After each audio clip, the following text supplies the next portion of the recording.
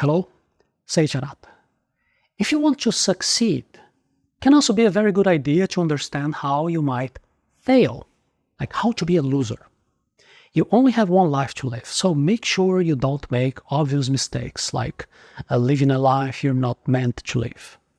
And you will never reach your full potential if you continue to hide who you really are. And I know this because we all do it to some degree, right? At work, with family, or among friends. Sometimes you hide your true self. You stay silent about controversial topics, or you might even tell white lies, like saying the opposite of what you actually believe. There are some even critical moments when you might act against your values, just to avoid conflict. And all of this can help you at least initially, but at the end of the day will cause problems. Take a look at the previous episode of the Hello Seiiti Arata series when we were talking about masking and all the problems related to lack of authenticity. Today, let's go a little bit deeper. And to help, to illustrate, I'm going to be using some storytelling. We're going to be thinking about Adrian and Bernard, two men with apparently completely opposite situations, but they have the same core issue. When you feel like you cannot be yourself, you are not authentic, and this can cause problems. Adrian is a talented engineer at a large automobile factory in Texas. He's gay, but he has never felt comfortable coming out at work. The factory floor is dominated by, what they call the traditionally masculine behavior. You can smell the testosterone in the air. Every single day, there are lots of talk about hot girls, about fast cars, violent, brutal sports. During the lunch breaks, the co-workers are always talking in this bro talk about who are the hottest female co-workers. They're sharing different types of masculine topics. And then to fit in, Adrian forces himself to participate. He invents stories about fictional hookups with women. And he laughs at jokes that are demeaning to gays. They make him very uncomfortable. He starts to even objectify the female co-workers. He even changes his body language, his voice tone. And most people have no idea, no clue that he is not straight. But doing all of this is living a lie. He's betraying his liberal values of diversity. He's constantly pretending, and this is exhausting. Adrian dreads going to work every day. He hates to work in this, what he says, it's a toxic masculine environment. He wonders what might happen if people discover that he's gay. Now, consider Bernard, who initially looks like the opposite. He works as an accountant in a progressive marketing agency in San Francisco. Bernard says to his buddy, I got this job at this woke firm. The office is extremely liberal. Most employees are very vocal about their support to various liberal causes. Bernard, however, holds conservative views. He believes in a traditional family structure. He has some concerns about the ideas that he considers to be woke going around. And Bernard decided he shouldn't talk about these things after he saw what happened to his colleague, Bob. A few months ago, Bob was sharing statistics that were suggesting that children raised by both parents, a mother and a father, tend to have better outcomes in life in different measurements. But then there was a single mom who took offense. She reported Bob to HR for creating a hostile work environment. She sued him for emotional distress, and then Bob was fired, and the justice system awarded the coworker $5,000 in damages.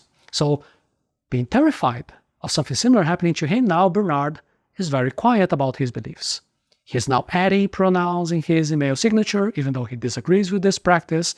He smiles enthusiastically whenever there is a company diversity initiative, but deep inside, he does not like what's going on there. The final straw comes during Pride Month.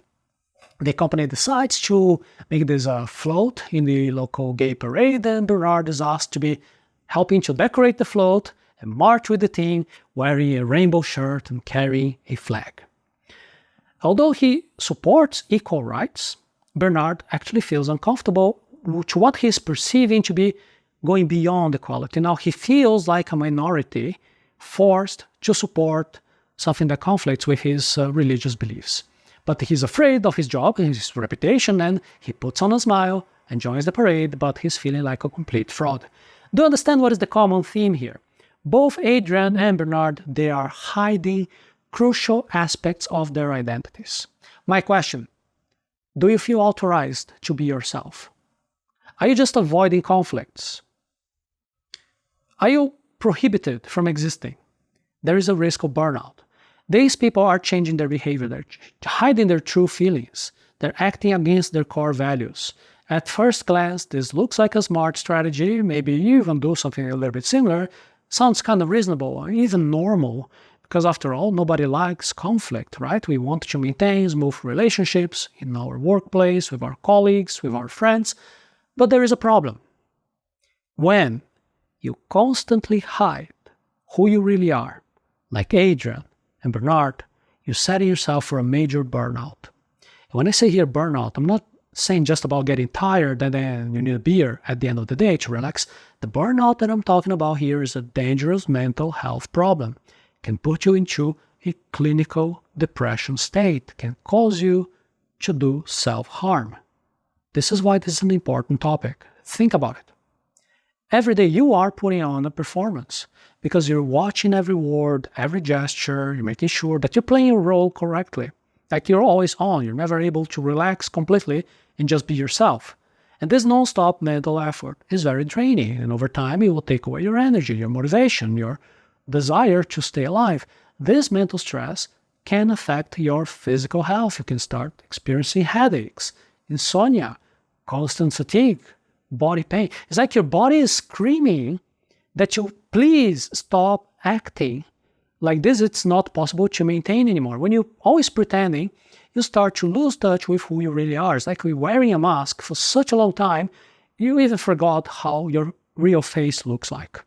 You might find yourself struggling to make decisions or to figure out what you actually believe in.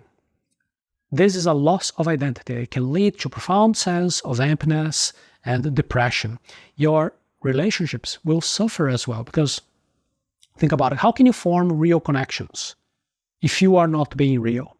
People might even like this fictional character that you created, this calibrated version of yourself that you're presenting, but they don't really know the real you because you don't show the real you, and this will lead to a lonely existence.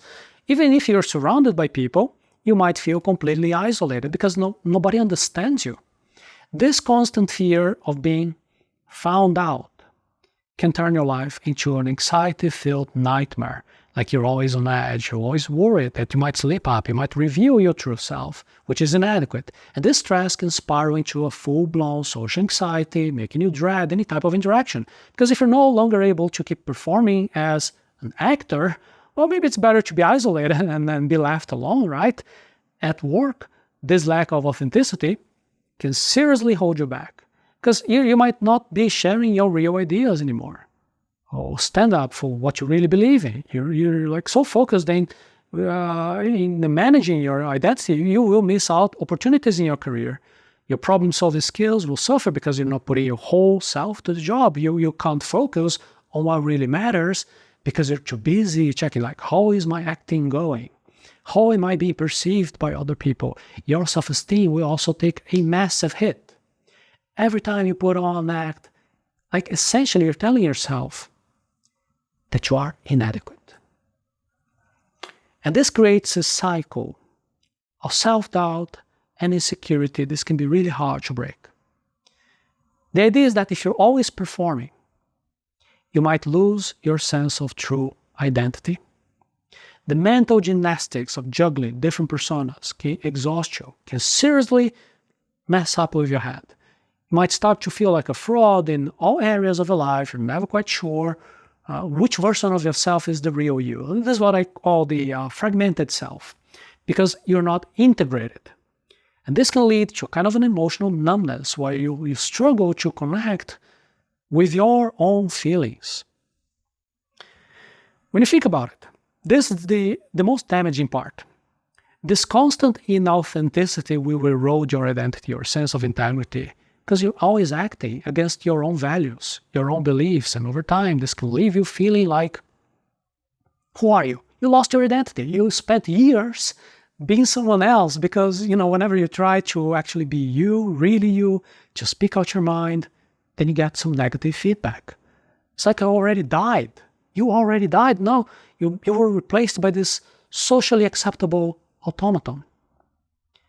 There is an exhaustion, an identity crisis, loneliness, anxiety, lack of focus, a stalled career, low self-esteem, this emotional numbness, loss of integrity. Everything together is a recipe for a major burnout. Okay, so what is the solution? Maybe just take a vacation, right? You need a break. No, we're not talking about just needing a break. One more time, let me repeat, this is very important. This kind of burnout can lead to social problems, can lead to mental health issues, to problems in your career, in your relationships. It can cost your life. The truth is that when you're pretending to be someone you're not, it's not just tiring. This is not possible. This is not sustainable. Sooner or later, you're not going to be able to do it anymore. You are limited because you're human. So you have to ask yourself, okay, is fitting in really worth the price that you're paying? Or maybe it's time to start being true to who you really are because, you're like this, even if it will be disruptive to the life you have now. Everything in life is a choice, including how you present yourself to the world. Right now, you're making a choice. You're making a choice to wear a mask, to play a part that's not really you. Of course, there are many benefits to this type of choice because we are all moved by incentives. There are many incentives for you to keep things the way they are. You're keeping your job, you're maintaining your current social connections, you're avoiding conflict, right? That's why you're doing that. But the price you're paying is huge. It's burnout, anxiety, loss of identity, constantly feeling like you're living a lie. All those mental problems. Do you understand? If you decide to change and finally be who you're meant to be, it's going to be one of the most difficult choices you ever make. However, staying where you are right now, continuing to hide who you are, it's also a choice. It might feel safer, you're more comfortable, but it's still a decision that you're making every single day. Now that you're asking all of these questions, you have to be answering, is it worth it? Now that you realize that the price of doing this is too high, that the pain can be really unbearable, you have to be honest. Change can be really tough. It can mean leaving a job, ending relationships, facing disapproval from people you really care about, being ridiculed, ostracized, can even hit you in a wallet. Maybe you need to change careers or move to a different city. But here's a hard truth. If people currently only accept a fake version of you, do they accept you at all? Don't stay where you're merely tolerated for being a good actor. Go, move where you're celebrated for being who you truly are. And this is not about gradually changing. Just try to be a little bit more authentic every day. No, sometimes we need to be frank, have open conversations with people, and clearly state who you are and what you believe.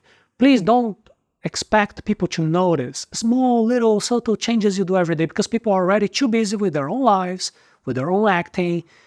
If you try to be authentic with people around you, you have to be very clear, very direct.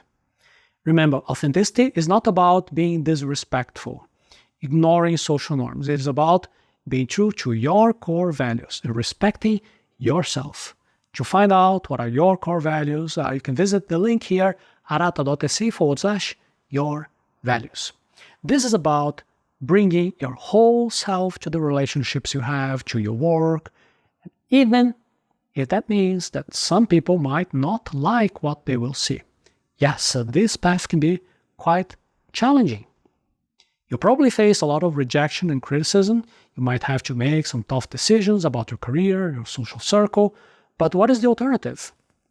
The alternative is what Adrian and Bernard and millions of people around the world are choosing to do right now. Living life based on lies, holding back, constantly pretending, never reaching their full potential because they're too busy performing like a clown to entertain people. By avoiding offending other people or avoiding being bullied or criticized. I don't know about you, but to me, this is the perfect answer to the question, how to be a loser.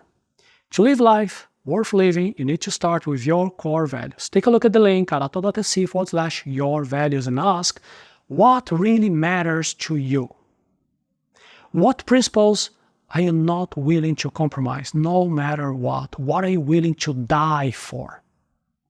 Once you're clear on this, then you can set goals, you can make choices that are aligned with who you really are. And this alignment is what will allow you to tap into your full potential. You see, when you're constantly putting on an act, your potential is limited by how good is your performance or you to manage this acting. And when you're your authentic self, then you can achieve your full potential. Your creativity will flow better, and your relationships become deeper, more real, more meaningful. You find opportunities that fit with who you really are. Wow, what a surprise, huh? So take a hard look at your life. Are you where you want to be? Are you surrounded by people who appreciate the real you? If not, might be time for a change. It's not going to be easy, but it will be worth it, because at the end of the day, the only life worth living is the life where you can be your true self. Remember, you have one life to live. Don't waste it pretending to be someone you're not. Stop acting to be pleasing and entertaining other people. Embrace who you are. That's where you're going to find real success, real happiness, the ability to make a meaningful impact in the world. The choice is yours. Our conversation here today was not meant to be for a large group of people. So I know the majority of people will listen to this, they will not relate to the problems we discussed.